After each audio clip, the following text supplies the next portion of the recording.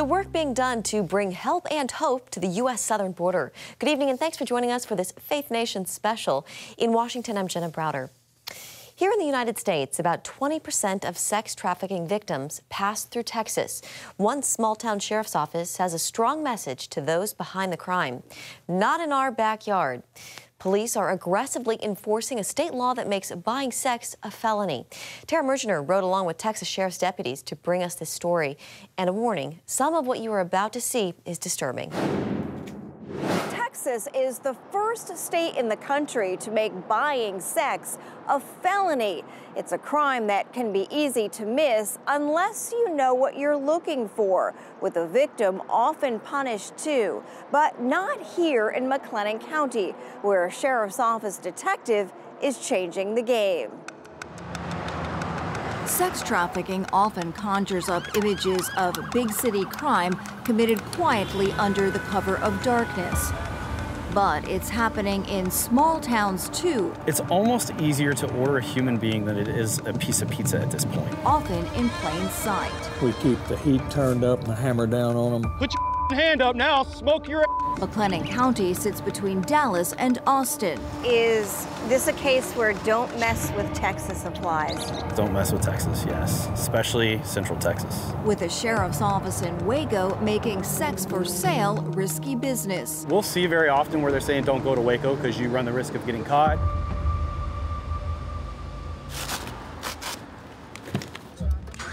So we're just going to one of the local motels. We got a text message from a guy who found the sex ad we had posted. Since launching a human trafficking task force in 2014, Detective Joe Scaramucci's two-man team has been using internet savvy and a finely tuned ground game to round up hundreds of suspects. We target traffickers, we target buyers. Routinely outpacing larger law enforcement agencies. Slide on out here for me, guy. Put the phone down. I haven't seen one yet that's presented a reason why we're like, oh, yeah, we're not going to arrest you. What's your rank in the military? Sergeant. Hey, you even got love notes from your wife and your lunch kit. Yeah. I can't do this. Please, I have to go home. If we can take the buyers out, then we can also kind of decrease the amount of trafficking. Most of the time, law enforcement isn't doing that. 10-4, en route to the jail. Regular stings include Scaramucci posing online as a sex worker to lure buyers looking for a tryst. So I'm telling him for a half hour to engage in full sexual intercourse is $140. Even if you don't show up, chances are we're able to work it backwards and get an arrest warrant and go pick you up. Hey, what's up, man? It's a felony. It's a felony? I have to tell you something. What? I just got arrested.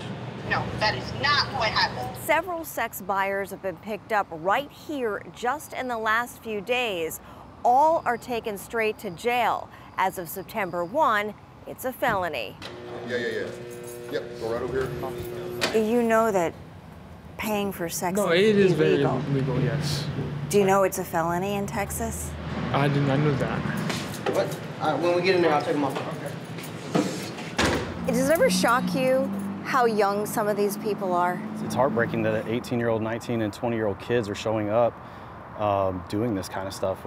Law enforcement is currently unjustly targeting women. Scaramucci is the only officer who testified in support of Texas's new law cracking down on predators and shifting blame away from victims. So this website aggregates sex ads just from all over the internet. Ads selling the same woman across state lines, tattoos consistent with prostitution, and photos other than selfies are telltale signs. The majority of victims are female, lured into prostitution. And then there's a girl that I've been watching for a while. This one features an X-rated video with a man Scaramucci believes is her pimp. Quick detective work reveals the two are at a nearby motel. When are y'all hop in with me real fast? Should we change your locations?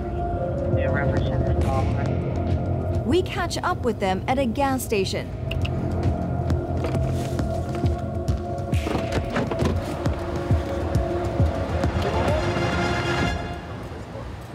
His young family is along for the ride. The woman who says she's addicted to meth confirms he's been selling her since they met. and keeping the money. She was homeless. He found her at a local intersection walking down the street, picked her up, gave her a place to stay. What is mega personals? But like other women snared in Scaramucci's bus, she'll get help, not jail time. This is gonna go as well. Most of the women that we rescue don't want to be prostitutes. They get pushed into it or lured into it by the traffickers. These people are slick. On standby are members of Unbound Now, which recently opened the state's second safe house for girls. Help get them medical, food, shelter, just walk with them and then do case management. When the unit shut down massage parlors in the county a few years ago, another Waco massage parlor has been raided. Not one sex worker faced charges. They feed you drugs. You give them their money, they make sure you have your drugs, and nobody gets hurt. Traffickers prey on people of all ages and backgrounds. Befriending and then trying to figure out what. Not only is McLennan's no-nonsense approach to the problem getting media recognition and prestigious awards, international law enforcement agencies are reaching out to learn from its success. It's a cat and mouse game. You're trying to duck me, I'm trying to find you. And we got to get help for a victim of trafficking, right? So that's a huge success on our part. Still, the work is daunting. If you can get that one sexual deviant that is hitting up the 12-year-old girl, there's going to be 10, 20, 30 more behind them. In Texas alone, tens of thousands of victims are minors, many peddled through the darkest corners of the internet. Yeah, my name's Joe Scaramucci. I'm a detective with the Sheriff's Office in Waco, Texas. This time, the trail leads to a retail employee in another state. Well, the problem is I have your IP address. That's why I'm contacting you. Especially troubling to law enforcement is the rising number of parents willing to sell their own children to predators. It says 65 notifications. When Scaramucci enters a chat room claiming to be a father of two, willing to make a deal, the phone lights up. And these are from people wanting to have sex with kids? These are for people wanting to engage in sex with kids or trade child pornography. We're able to identify those children in many cases and get them help that they would have never had help with anyway. Recovery from being trafficked is difficult. Their life has really been robbed from them through a lot of complex trauma. Survival rates for any age are low, with an average life expectancy just 7 years. While keeping as many as possible from becoming a statistic, Scaramucci hopes this message will spread, not in my backyard. Community members, get loud, right? Tell your police department or your sheriff's office, we know what's going on here. What are you doing to combat it? An online sting operation. A prostitution sting in Waco has landed 17 people in jail. Clinton County Sheriff's Office arrested 15 men. And they plan to keep those efforts going to eradicate human trafficking in the community. Soliciting prostitution in Texas carries a maximum $10,000 fine and up to 2 years behind bars. A number of states are also weighing strengthening their laws now as well. In McLennan County, Texas, I'm Tara Mergener, CBN News. Thank you, Tara. A safe haven amid a humanitarian crisis. Next on Faith Nation, how a church in Mexico is reaching refugees trying to make it to America.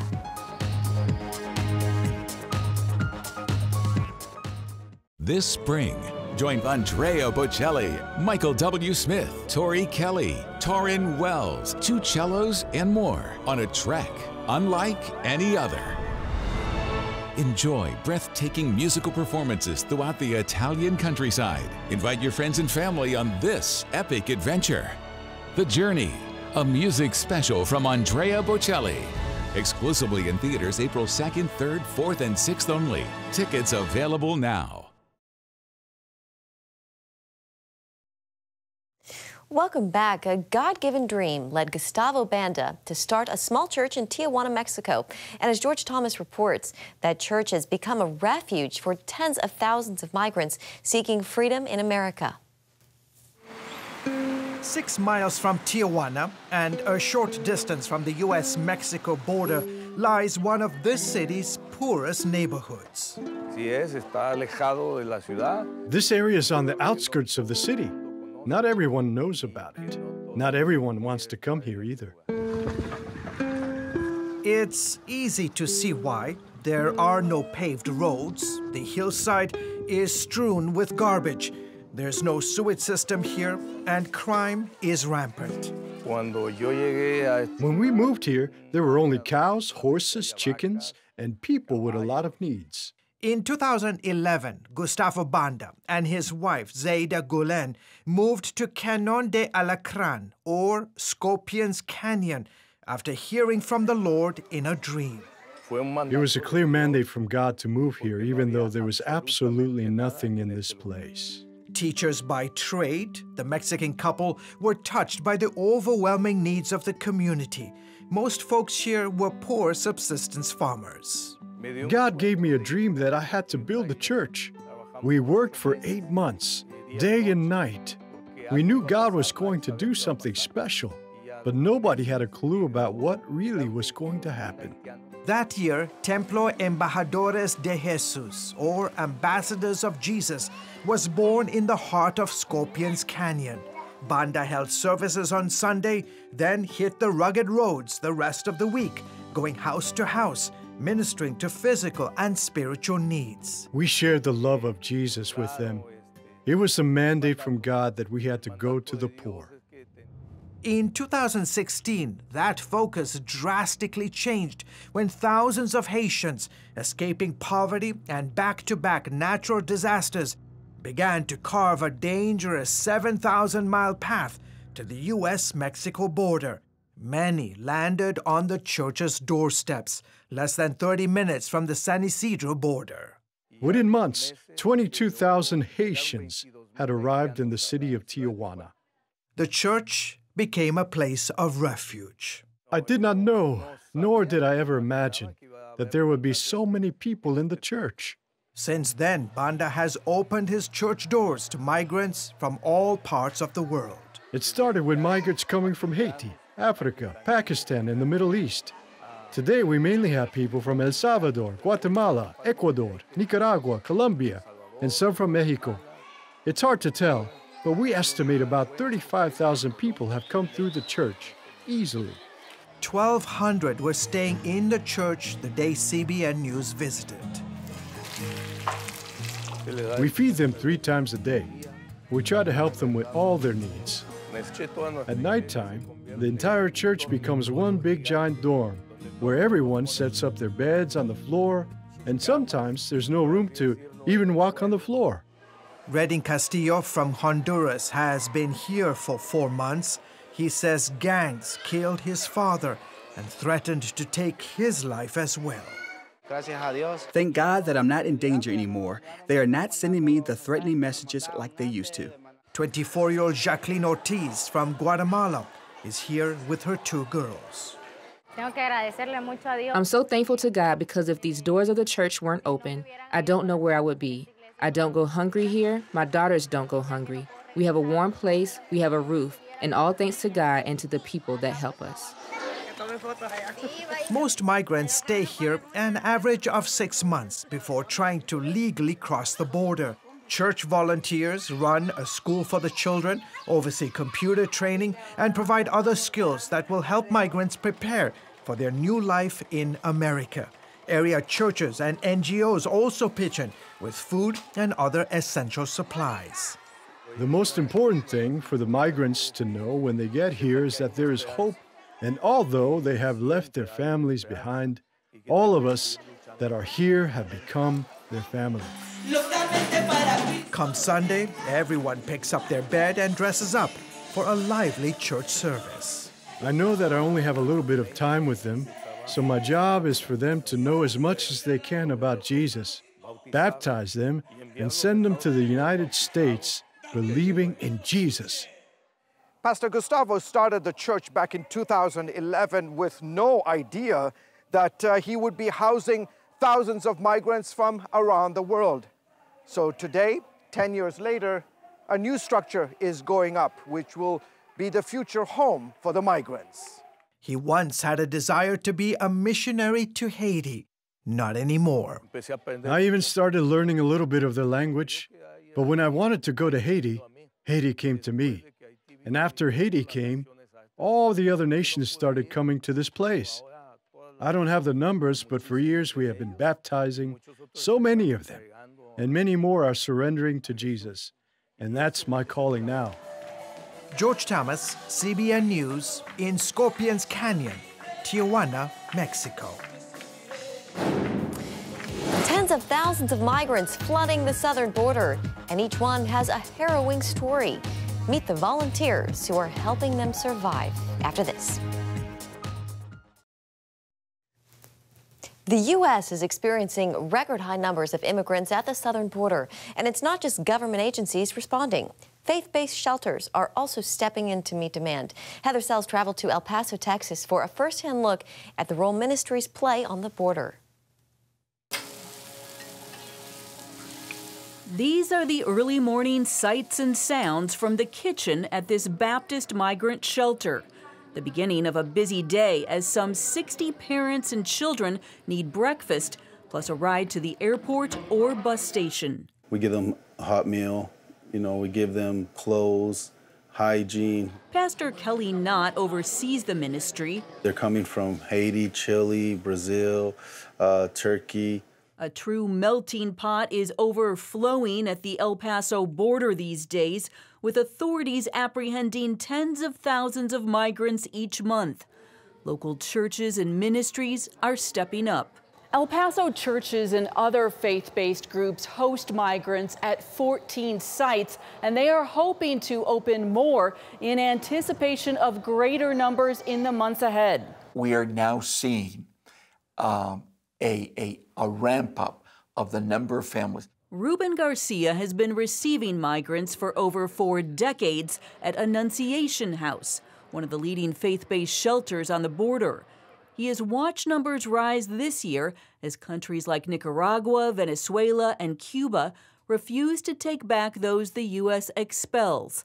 And the Biden administration allows more with safety and persecution fears to cross over. We're seeing those nationalities that cannot be expelled increasing.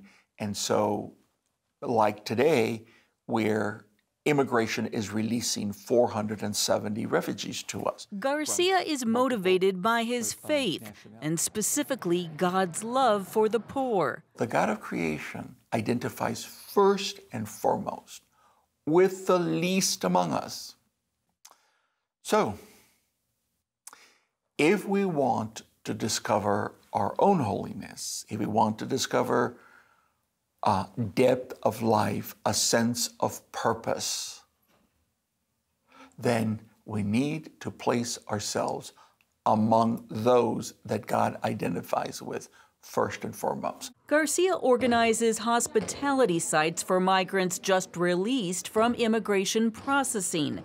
He has created the network of local shelters, calling on churches like Pastor Kelly's to provide cots, food, showers, and transportation. More than 80 Baptist churches support this location.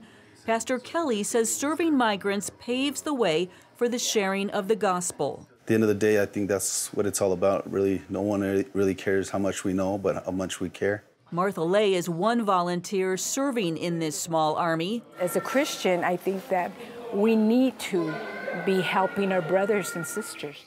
Lay helps provide fresh clothes and listens to the travelers' stories of hunger, violence back home, and desperate journeys, like one dad who carried his disabled daughter over a desert mountain. He said they had to climb up, and so it was very narrow, and they had to carry the little girl, and he said he almost fell. Along the U.S.-Mexico border, these shelters showcase tremendous cooperation between Border Patrol and local ministries. El Paso-based migration advocate Dylan Corbett says it's one of the untold stories that could pave the way for more permanent solutions. This is a community where a lot of people are Border Patrol agents. This is a community where a lot of people work for immigration enforcement. And we know that we have to find solutions. And so we work them out at the local level.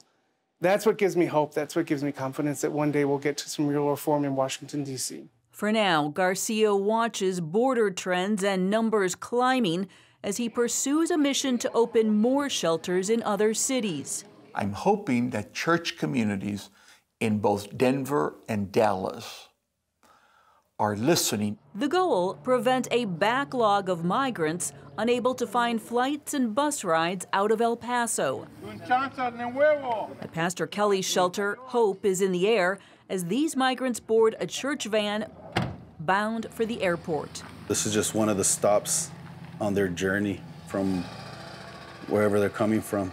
But we want to make sure that when they stop here with us, especially on this border town in El Paso, Texas, in the United States, they see the love of God. Reporting in El Paso, Heather Sells, CBN News. The push to impeach the head of Homeland Security. That story next on Faith Nation.